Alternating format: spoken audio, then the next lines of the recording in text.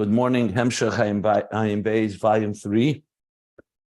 We are in the lower paragraph on page 1467. So this is all part of a long explanation. It's going to go for the next 5 pages on understanding our relationship with God, basically. Remember, the key emphasis here is the kavanah, the intention, when we say Shema and Baruch Shem, which leads us to V'ahavtas Hashem lekecha b'chol levavcha b'shnei yitzarecha. Those are the operative words here. So when we contemplate on Hashem Echad, and I explained as he explained two levels of Yichud, Yichud Ilah, Yichud Tata, which he's not discussing right now, the two levels. He's just discussing Yichud in general.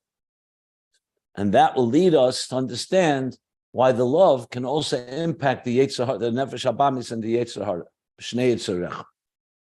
That's the flow. And that in turn is coming to explain Ner Mitzvah and the three things in Ner in the Mitzvah. That's ostensibly how the Rebbe Rashab laid out the structure. So the Bira Inyan that begins on top of page 1467, after stating in general what does Yichud mean, so he said Yichud means, Yichud Ilah means that everything in existence is bottled, completely tafel, and God is in no way affected by existence. It's exactly the same Achdus, to the point that B'Telim Gami, that everything, like you said, Ein Zelasi is Baruch, everything is bottled B'Tachlis. That's Yichud Ilah. Yichud Tata is there is existence, but the existence is Bitl Hayesh. And this corresponds to two levels in Elokus. Seviv Kalaman, Ein Sof, higher than the worlds. There's no room for worlds. So there it's all about the divine. Mamala Kalaman, where there is a divine energy that engages and permeates and enters into existence, there's room for existence, and therefore there's existence, but the existence is bottled to godliness. Like we've been learning extensively, these two general stages, that we exist and our existence is aligned to God, not aligned to ourselves. That's Bitl Hayesh or Yichud Tata Sadas Tachten. Or we look at it from the perspective of the divine, that there's only godliness and everything else is just an extension of godliness, and the existence as we know it is really bottled, completely nullified compared to the very essence of what MS is, the true divine. And in that context, existence is completely only divine. But we go from Bitl Hayesh to Bitl B'Mitzias. And that is the Yichud Ilah, the Das Elyon. So then the Bira Inyan that he's speaking about now is coming to explain all this. So he begins by explaining, and as I said, this is straight from the Rebbe, the Mittler Rebbe's Maimer. A lot of these quotes straight from there with elaboration. So he explains what we've learned in the past. In the first paragraph on page 1467, understanding Hisavas Ha'elamus, because if we want to understand our relationship with God and the Yichud, we have to understand what's our connection. So to give it context and perspective, he compares it to Yesh Miyesh, that it's not Yesh Miyesh. The philosophers mistakenly understood creation as a form of Yesh Miyesh, Ilav al, cause and effect, which essentially entails of two things: that there's something commensurate and proportionate between the source, the cause and the effect, the creator and the creation. And number two, that it affects the creator. It impacts him. There's a shinui. Like the Rebbe Rashab concludes at the end of the paragraph, the two things that identify Yesh Miyesh, Ilav Olol, are those two aspects. And he explained it at length with examples of Seichel and Midas. So Seichel and Midas is Muhus lemuhus, from Yesh to Yesh, from one Muhus to the other.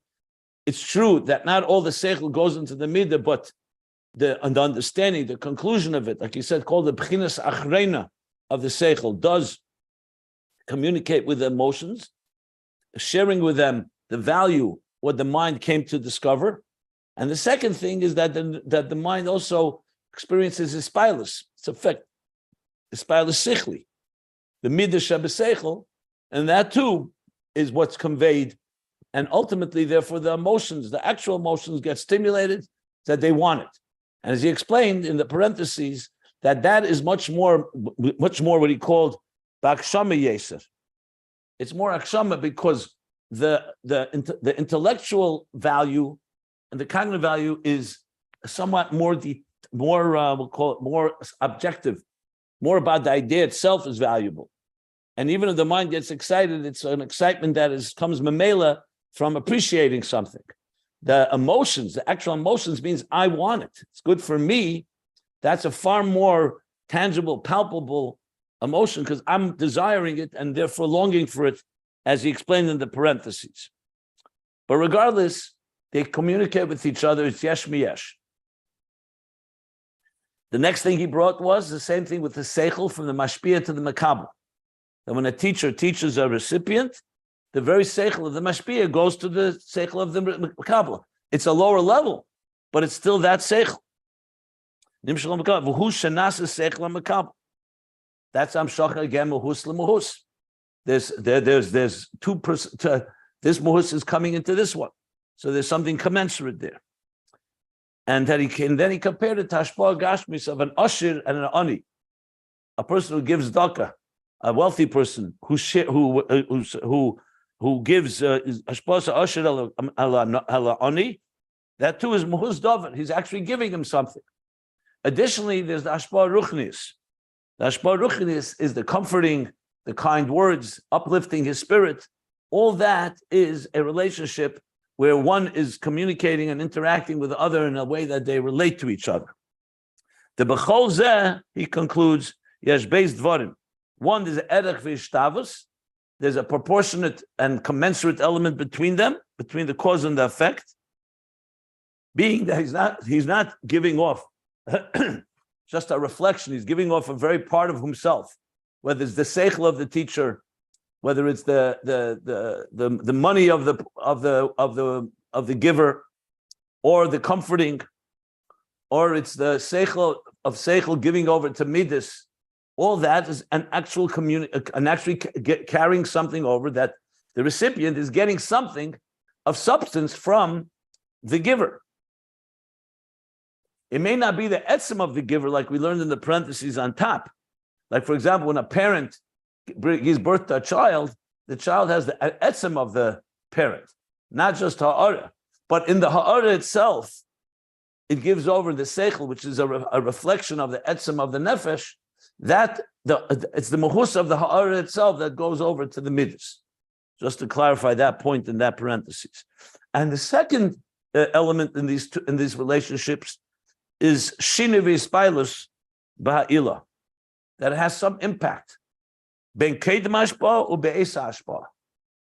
Something has changed within the mashpia before he begins to mashpia, and then after he's mashpia, as we discussed. And now he's going to contrast that all this is not the way it is between the creator and the creation. In other words, not like the mistake of the philosophers. That's where he's not going to begin in this comparison, which then is going to lead us to understanding. So then what is our relationship with God if it's not commensurate and if it doesn't have an effect? That we shall discuss now. Does anybody have any questions on the summary? Okay. So the new paragraph at the bottom of page, closer to the bottom of page 1467. The pages can be found if you want to follow the text at ayinbeis.com. Okay. He says, now, this actual language is the Lashon from the Mittler Rebbe. It's one of the signs that the Rebbe Rashab, as I mentioned, clearly is quoting straight from the Mittler Rebbe. So the next, really, almost all the lines till top of next page is almost word for word from the Mittler Rebbe with some changes and additions. Okay. It says like this.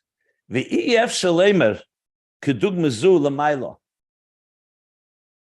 And this that we just said, you cannot apply what we just described as an example how it is above misavas hanevroim ha'beis baruch. In the creation of the creations of the creatures from the Creator. You cannot say that which we said, Sheyeh erech v'ishtavis ma nivra la beira. So the first difference, the first aspect, the first element, that there's an erech and ishtavus, which means a proportionate relation, but commensurate. Erech v'ishtavus, there's something in common and something commensurate between the two entities. We cannot say that lamaila, the bedugma zu lamaila, mesavis anivroim ma'abedi yisbarach, that there's some type of commonality between Mahabnivra from the creature, or the product, El Habeira, to the producer, to the creator. Shahare, Ein Arech Klal, La Nivra El Habeira. It's infinite distance. There's no comparison between a creation and its creator. Shabedi is Baruch Hu B'chinas Bilti Ba'al Gvul. The creator, blessed be he, is in a state of Bilti Ba'al Gvul, without any parameters, limits, finite. Ubilti Ba'al Tachlis. Well, Baal Gvul means it doesn't have any finite dimensions, and Baal Tachlis means it doesn't have any specific definition. Tachlis, different things. Tachlis also can mean does not have an end. Tachlis has different words. Also, tichla from the word. But bottom line is, it's not definable. And the creation or the creature is absolutely defined in a structure. It's a state of gvul, whatever the creature may be, whether it's a small ant or a fiber or one cell, or it's the sun and the entire solar system. These are all gvul, which tells you immediately that this is not anything, and there's nothing in common between them, except that this is the creator of this. That's his first distinction. He's not even going deeper into understanding atzmus here. You don't even need atzmus. Even Ein Sof, basically, or the force of creation is an infinite type of force, and in contrast to the creation itself, which is finite. And now you can explains this further. As I said, this is all from the Mittler Rebbe's mind. Mika Hashem Elokeinu Amagbi El Shev, that mind. The im hoya be'erech. And if there was something in common, something that was commensurate, they were be'erech one another. Just to use, let's say, the set of numbers. 1 and a trillion are all finite numbers. But 1 trillion and whatever that zillion, whatever it is, compared to the infinite, there's nothing in common between them. That's why compared to infinity, 1 and the highest finite number is equal. 1 compared to a trillion is obviously more distant than 1 compared to a million or a billion. But 1 trillion and zillion and whatever the numbers go, how far they go, they're infinitely distant from the infinite. It's two different realities. And I'm talking about here pure mathematics. How much more so when you're talking about the creator and the creation. So he says now, V'him hoye be'erech, if there was some type of something that was be'erech, that they were commensurate to one another, then the nivra should have something that also gives it some form of infinity, something that's unlimited. In other words, if the mashpia gives over to the makabel what he has, and it's finite, so then it makes sense. Like the seichel of the teacher is going into the seichel of the student. So it's true, the seichel, the intelligence of the teacher is superior to the intelligence of the student, but they're still in the same domain. They're both in the world of the finite. But if the teacher was bli gvul and the student was gvul, there's no erech between them. And there was erech, if there was erech, then some of the bli gvul should be transferred over to the makabel. So the nivra gamkin should have something bilti bal gvul. I have to correct myself. I said something applicable. No, he says completely. I thought he said bin nivra. So let me correct. Then the nivra should have also, that means erech. If the infinite set of numbers has something in common with the finite would not be finite, it would be infinite. That's one. For Gam, the second aspect, remember there were two things that distinguished yesh miyesh. The second is shinui and hispilus. There's some effect on the mashpia. He says, "V'gam lo yesh shum shini v'ispailus klal mi'in hayesavus." And the same thing, the second thing, that in ilav all cause and effect, or yesh miyesh, there's a shini in ispailus. There's some effect. Here, there's no shini, no change, and no impact at all by creation on God, on the Creator. Like it says, I am God, I do not change. Chassidus means that literally, in the sense that nothing changes. We learned earlier the expression, and is he going to quote it here? He quoted it earlier, that, Atu kodim sheni, he does quote it here. You are the one that preceded existence, you are there. Atu, you are the one. You, God. Before the Nivreelam, Atu la'achish Nivreelam. Blishum shine klal. And you are the same one after you created the world. So that statement which we say in davening is saying that the same one that created is the same one after, which means no shine klal. Nothing changed. Chassidus explains how do you explain that? But the fact of the matter is that's what we're told, that there's no change.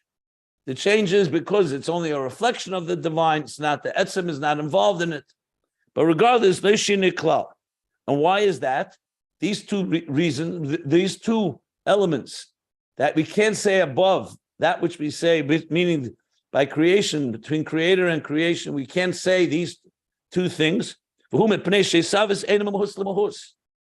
Isav's creation is not mahus. It's not one person, one substance giving over to another substance. Means yesh to yesh. It's not like the personality of the divine has been transferred over into creation. That creation is just another expression of a divine personality. That's not the case.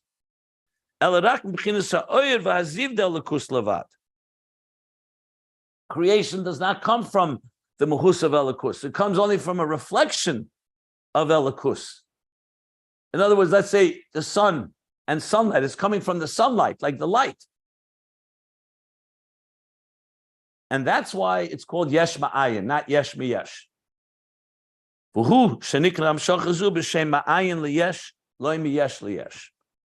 this is the reason that this amshach is called ma'ayin liyesh, because ayin and yesh don't have anything in common.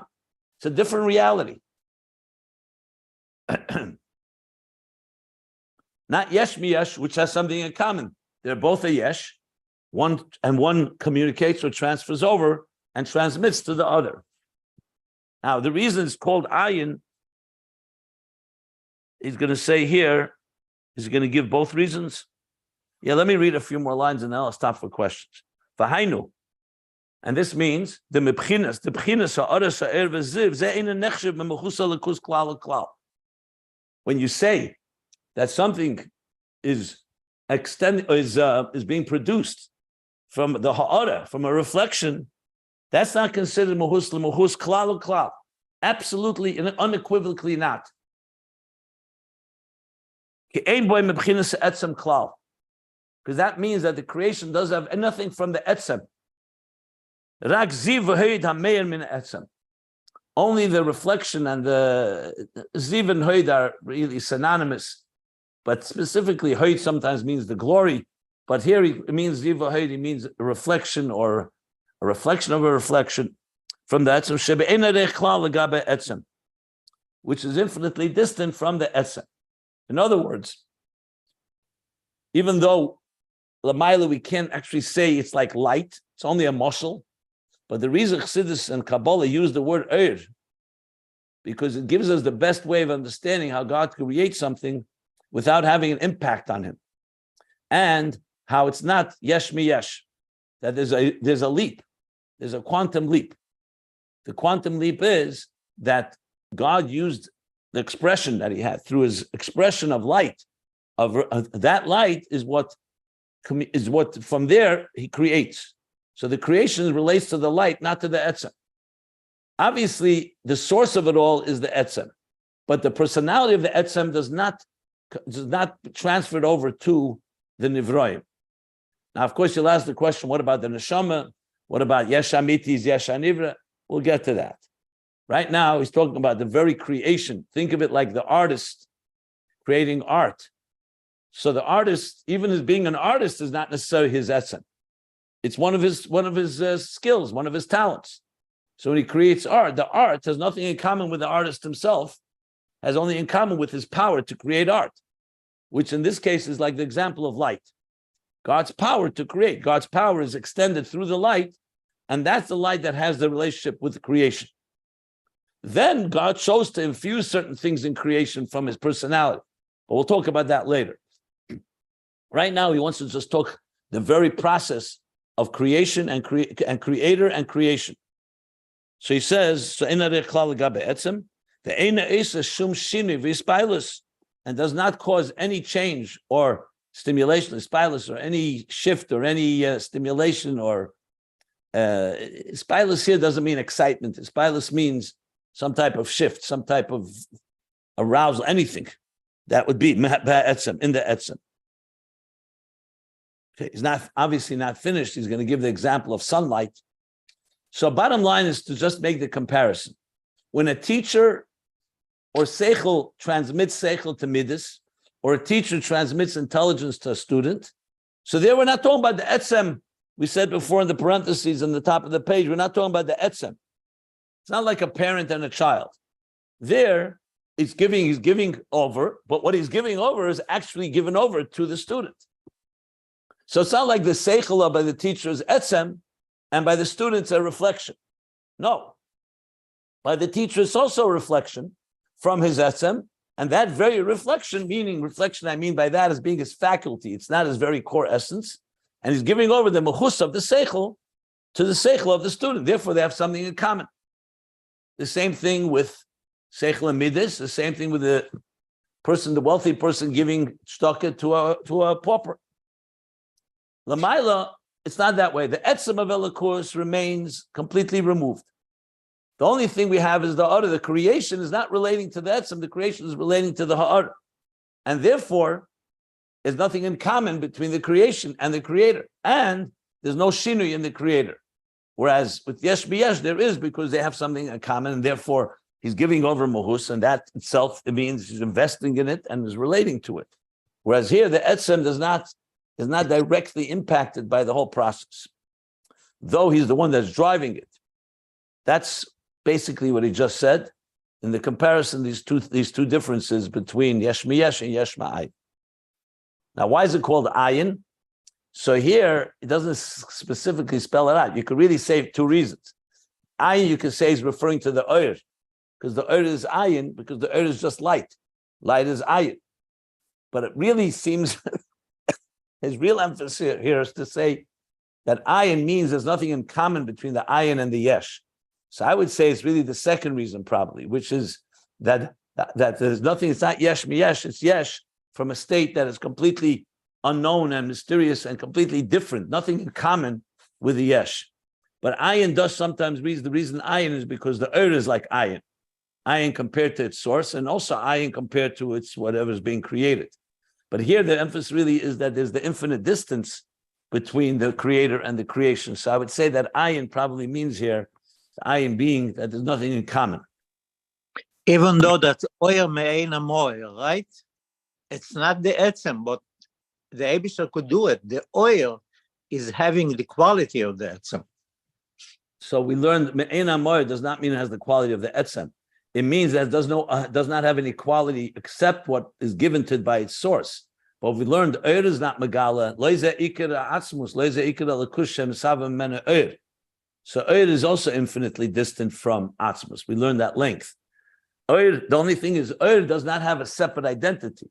You talk about Yesh, there's another identity. Eir is just bottle and completely just reflecting the sun. Like, for example, sunlight has nothing in common with the sun.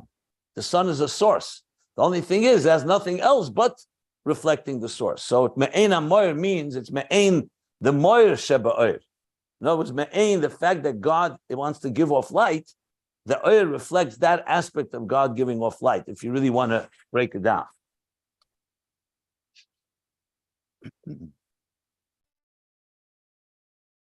The fact is, I should mention as an aside, I don't want to confuse matters, that because the oir is so bottled, that's why it could also carry the koyach ha'atzmus. But it's not because oir is atzmus, it's because oir is bottled. So therefore it channels everything. But that's not really relevant here. It's just going to confuse matters. Here he's not talking about Ur here. He was talking about the Yesh. Just speaking about Ur v'ziv, that the creation is only coming from Ur, not from the Etzem. In other words, bottom line is this. God could have done anything he wanted. But he wanted it to make sense. Had Atzmus created existence without Ur, we would not understand how is it possible that existence is not similar to Atzmus. The fact that Atzmus used Ur helps us understand that, because Atzmus can remain Atzmus, and he's only using his so-called his reflective ability, his tools, like I mentioned with the artist, to create. So that's why you can create something that's not a piece, like he said. If there was something in common between them, then the nivra would be bli gvul, would be infinite. But that's so what Ur does is creates a type of like barrier, if you wish, or a leap that allows creation to happen, and it should be not similar to its source.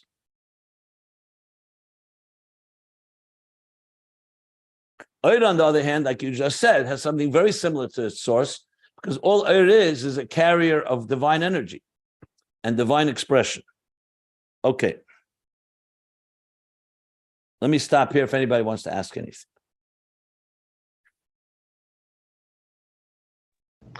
I would assume that when the Rebbe here uses the term, there is nothing, ein aruch klal lahanivra ve'ela boreh.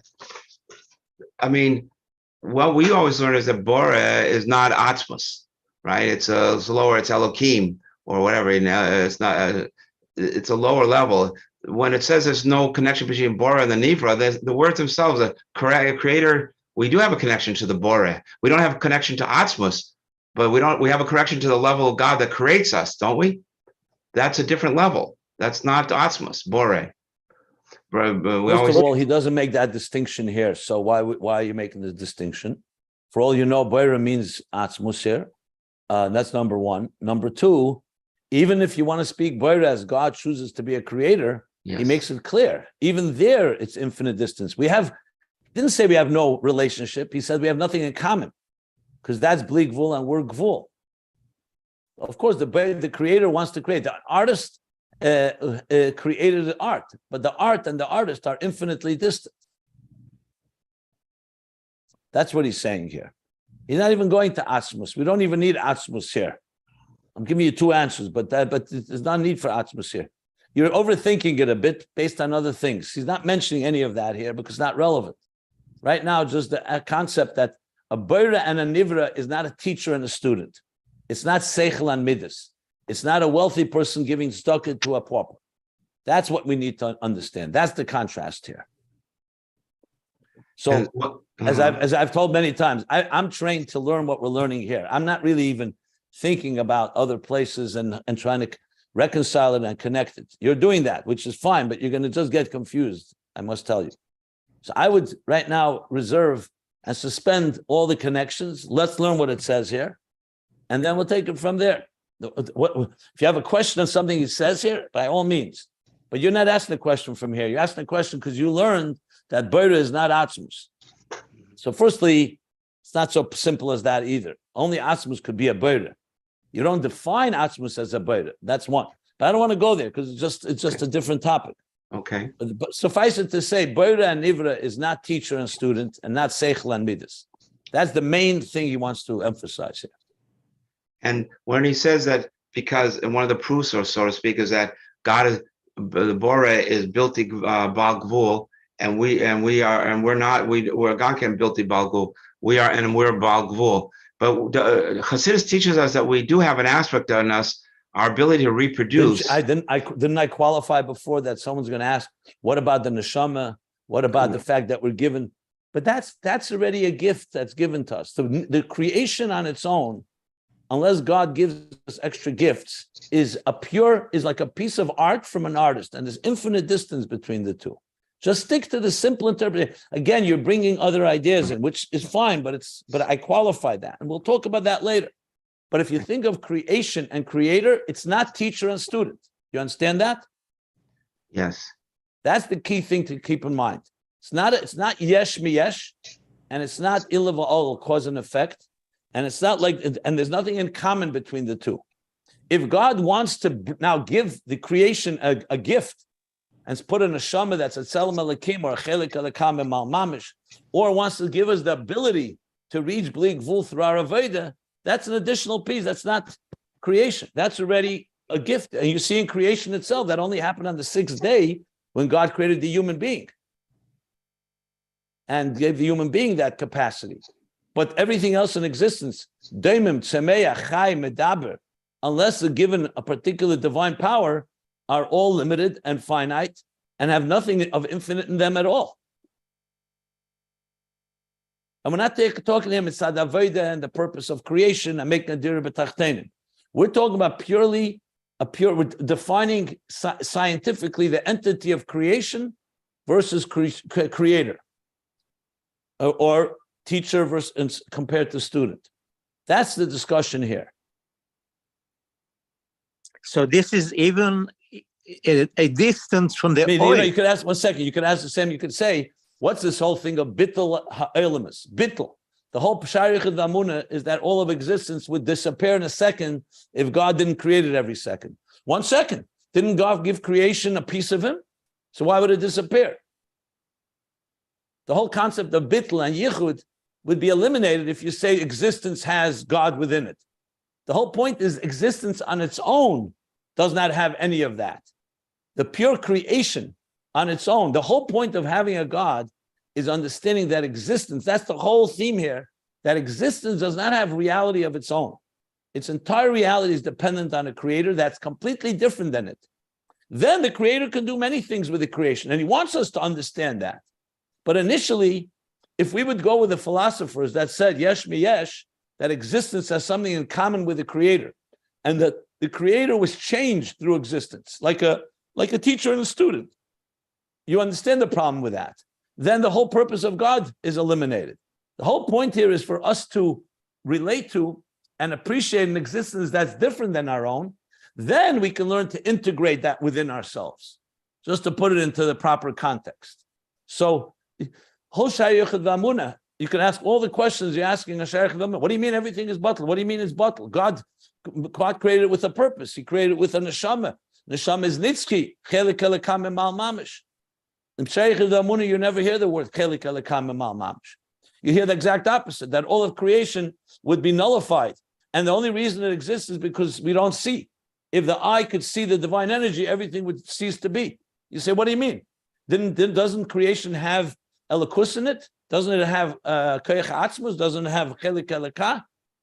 So whatever you're asking is, you can ask equally there, but you have to understand there's two different aspects here. There's one is understanding the very nature of creation, which is what we're discussing here, and it's bittul and it's yichud, and the yichud of elikus. And another is understanding how this creation has elements of the divine, and part of that is us seeking and looking for the elikus within everything in existence, as we've been learning.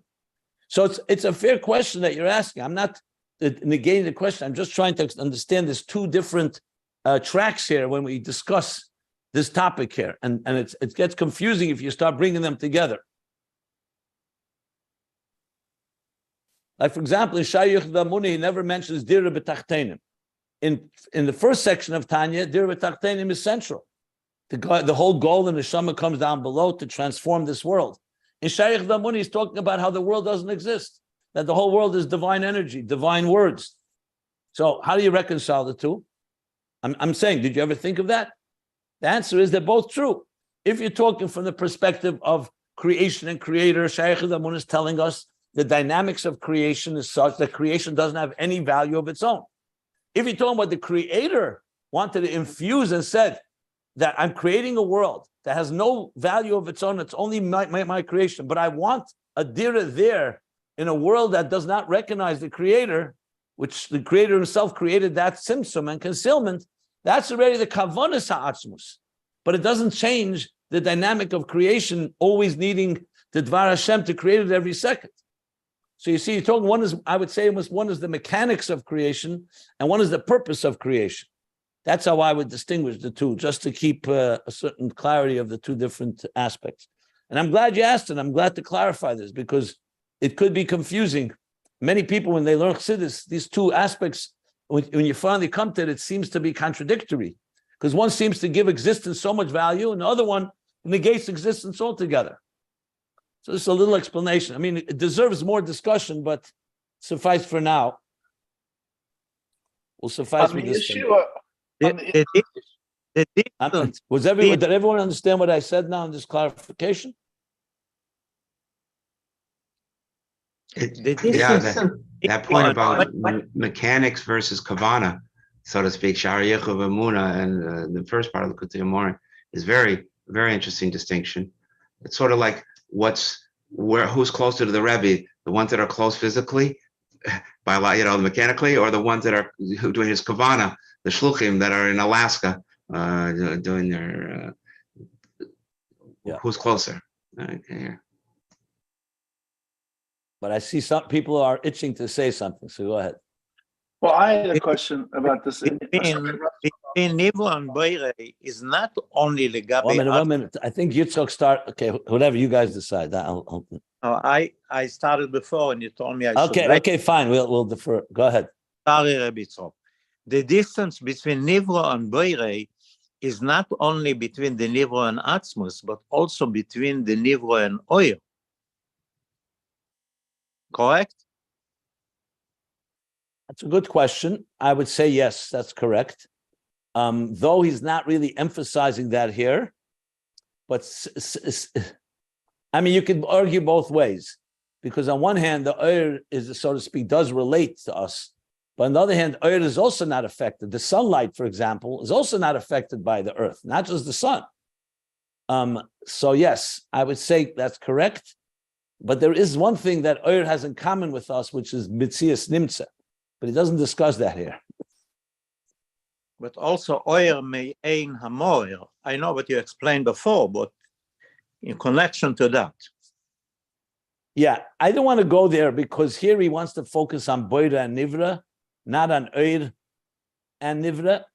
That's why I think we should stay there. And he may even address it, if I recall. Let's see. He may go into it in more detail. But I'm not forgetting the issue. I will definitely talk about it. I just want to see how the Rebbe Rashab develops it before we go off in understanding Oyer. Here the focus again, Boira Nivra versus Mashpia Makabel, or Ilav Olu Yesh Miyesh. So on this question of Ilav Olu, I mean, there's these two differences. One is the level of, one is the nature of Ilav Olu, the other is the nature of Ein Shum Shinui Ve'Hispilus and Ba'atzim.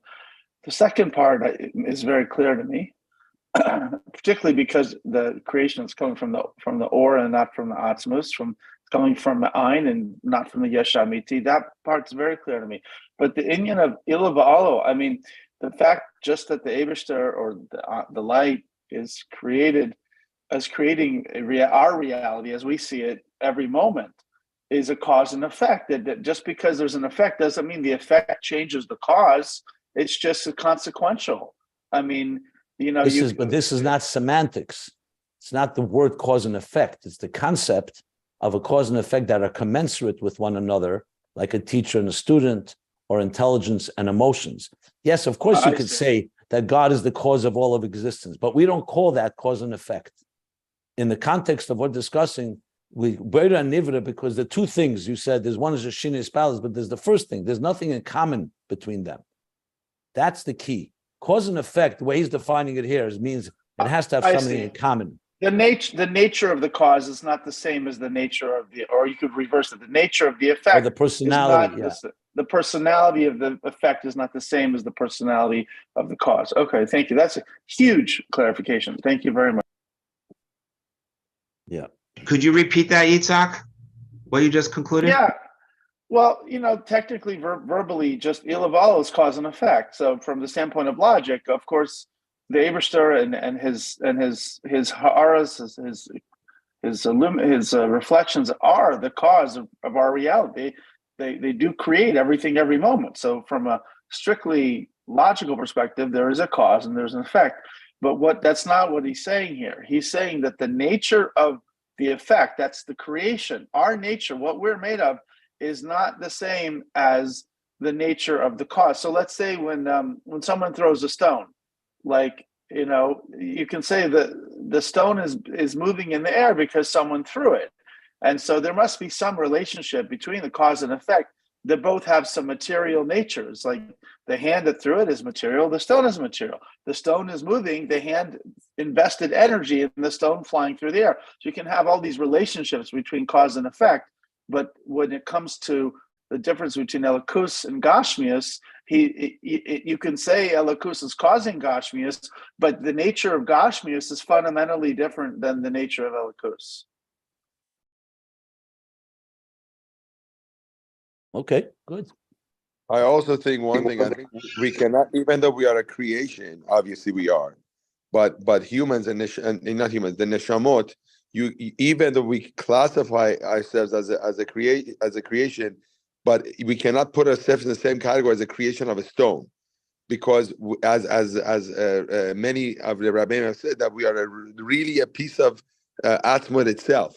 So at that level, it's not a true creator. It's actually creator putting a piece of himself. He's not creating. He's putting a piece of himself out, and that's what our neshamot are. So I think a lot of us, we get caught up with as if we're creating a table or we're creating a reality or a different spiritual world. But but neshamot are not a creation. We are really a piece of God that he just, as if he took a part of himself and put it. So that's not a true creation. No, we are other, George. When the Eberster did the Tzimtzum and created our world as we see it, we are other. We are not God. This is a big issue for me when I first started to understand this. We are coming. We are a spark of God, but we are other. As we're not God. We come from God. Like Etzem Moach Ha'av. We're a seed from the mind of the Father, but we're not our Father. So no, we're not. But we're not. But we are. But we're on you see, a classic creation and create is like you have something, and then let me interject. Why are we discussing this when I made it clear before? This is not the theme at all that he's talking here. This just confuses matters here. He's not talking about this. He's not talking about neshamas. He's not talking about chelik elokah. He's talking about Boira and Nivra. And there'll be time to talk about that. To me, we have to focus what he's saying here, or else we're just going to be going off and not fully understanding what he's saying here. I mean, this was qualified. I qualified before specifically. I'm not talking about neshamas. We're not talking about God choosing to infuse existence with something godly. That's not what he's discussing here. Here he's talking about the infinite distance between creation and creator, or as Yitzchak put it, there's God and there's a creation of gods. Okay? Yeah, 100%. I'm completely personally suspending my curiosity about this inyan of Chelek Kalmer Mamish, because that does seem to be, like George is saying, some relationship. But we're not going there. So I too myself is the very first question I had. But you said, as you're teaching it, of course you're going to ask, what about the neshama? So but you bracketed it. So, but we're all curious about how that fits into this, but we're not there yet. Yeah. So as I said, the whole Shayuch Damuna never mentions Chelik Elokah, never mentions it mentions neshama, but it doesn't really go there. It's all about the opposite, that all of existence has nothing of its own except God's word. So when you learn Shayuch Damuna, how do you deal with Chelik Elokah Memal? How do you deal with the neshama? How do you deal with all the elements that we say that we have within us, the etzem and all that? So but my point is, it's not about Ayin Beis. In Shayuch Damun, you could have all those questions. So that's why I qualified that there's two different tracks in discussing this whole topic.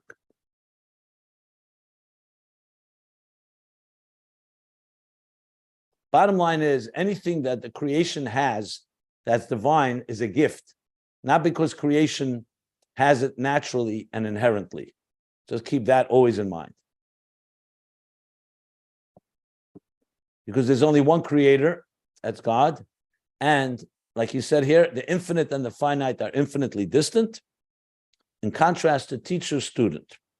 So, okay, so we're up to, so basically the contrast is in the two aspects. One, that there's nothing commensurate between creator and creation. And two, There's no shinoi spilus in the mashpia, in the creator. because the creation came from oir.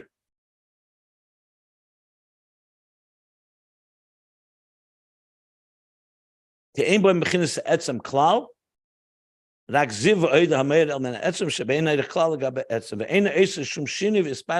sun.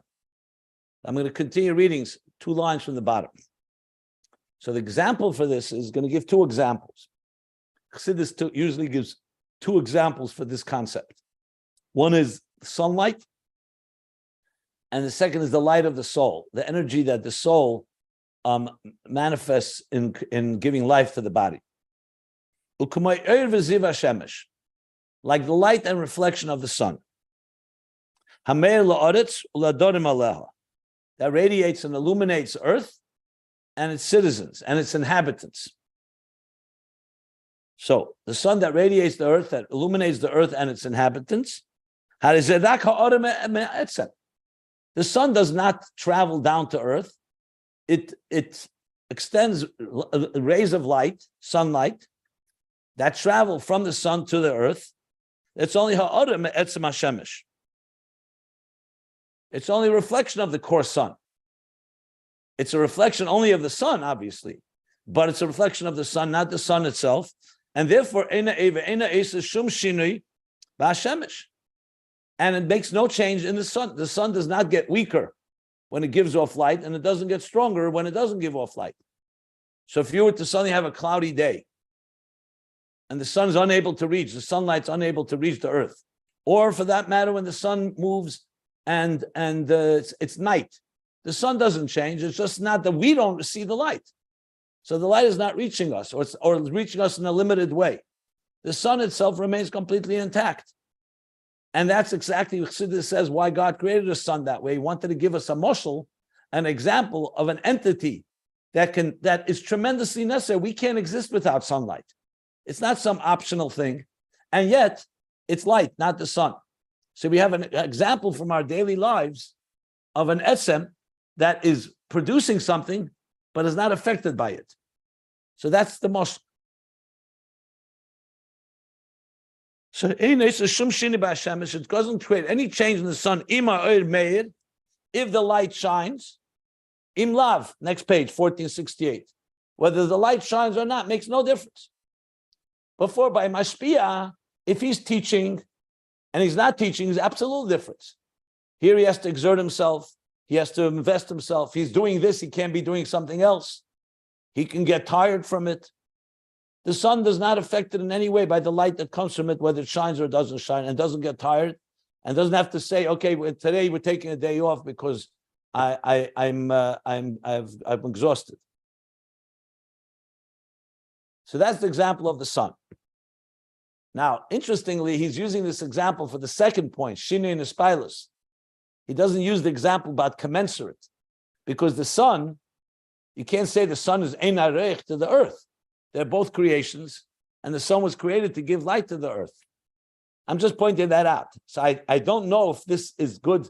The sun is an example for the first point, that they're infinitely distant, because the sun is not infinite, and the earth, they're both finite. The sun is maybe much more powerful. Just pointing that out. But regarding Shinui and Spilus, it's a perfect example.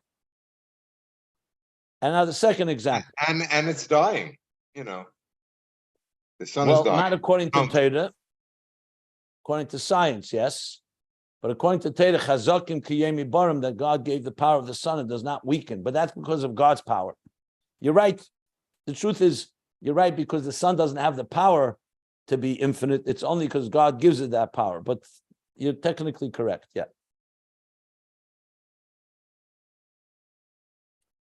Like the energy and the vitality of the soul, of the spirit. That too is only a reflection of the nefesh. The gamim yechsar, and even if there was missing, if for whatever reason a particular faculty was not shining, was not entering into one of the Evri Aguf. Let's say a person's sleeping and their eyes are closed, or God forbid, an injury that doesn't allow that faculty to manifest. The person has injury, they can't use that faculty. The nefesh does not get weaker because of it. And he brings a proof. Here's the proof. A blind person will give birth to a child that is seeing child. Why? Because the power of vision is in the nefesh. Whatever was the reason that the person is blind, either because there was eye damage, or the nerves, or something in the optic nerve, whatever it may be, that does not carry over because the nefesh remains complete. So in other words, if a person, for whatever reason, is, I don't like the word injury, but let's just say you're able to throw a stone 100 feet. Then for whatever reason, you're tired or you're weak or you're injured, you can only throw 50 feet. That's only the faculty's actualization. It's not the soul's power. The soul's power remains intact. That's why we need to exercise and rehab and whatever may be necessary to get the aver, the organ or the limb, back in shape that it could channel the power of the neshama. But just because the faculty is not functioning for whatever reason, does not affect the neshama. Just like, because why? Because it's not the neshama itself, it's the light, the reflection of the soul that enters into the body. Because it's only a reflection. As was explained at length earlier, the Dibra Maskal Sheftim takes us back all the way to page 100 in volume 1. Yeah, if you remember there, the whole discussion about Mamala Kalam and the faculties, the Keiches HaNefesh.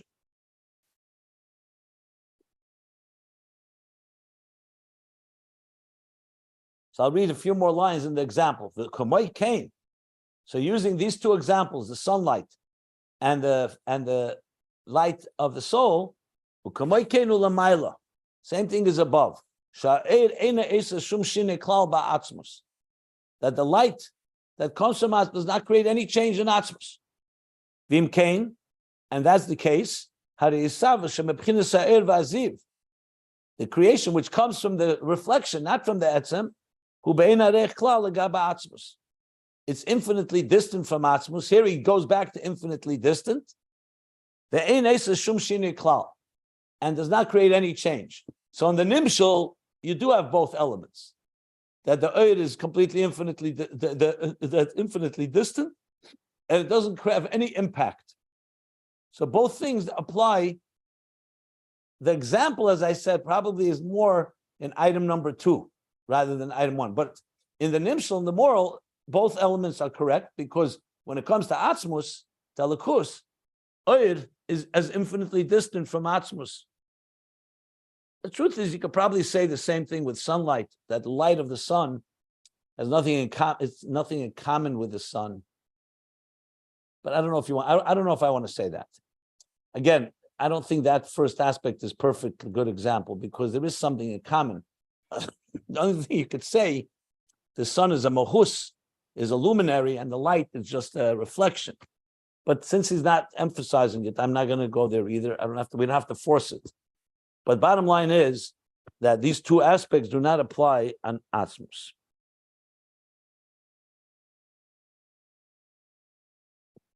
Now we're going to stop here, but in the parenthesis is going to be the first qualification where he's going to ask, what do you mean? Isn't the yesh a direct product of Atzmus? The Eir can't create Atzmus, can't create a yesh. So he's going to start qualifying a bit of what this means without changing the pshat of what we're learning. So the point was made. The parenthesis is going to talk about Yisavas Hayesh from Atzmus. And by the way, after the parentheses, he does speak about that there's no shinui in the Eir too, not just in the Moir, not only in the Boyer, but also in the Eir. So as I said, once we go through this, many questions will be answered. I think a lot of things will be clarified. And whatever is not, we're still here, and we'll talk about it. We can ask and figure it out. I'm going to stop here before the parentheses. Line 5, page 1468. Take it away if anybody wants to ask anything further.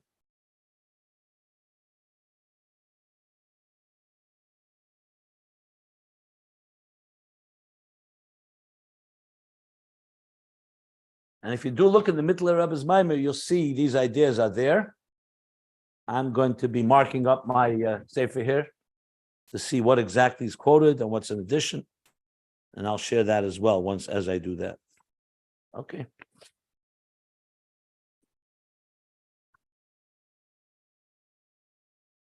Yeah.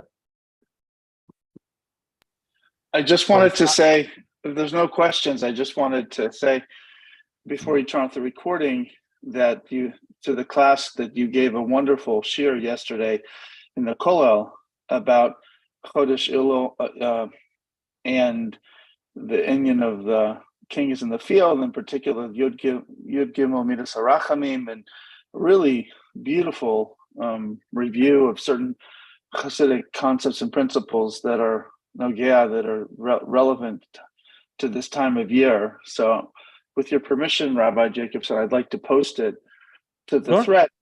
And thank you. Thank you. I thank you for that. That's kind of you. And please post this, sure.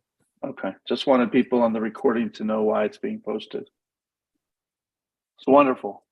Really wonderful. It's a special treat you gave the new students. I guess they started a new season in Kolo, so you kind of gave them a really sweet shir. It was like less intense and more. There was a lot of ruchnius, and it was you eased them in. It was beautiful. Yeah. Thank you very much. Yeah. Okay, so we'll stop here.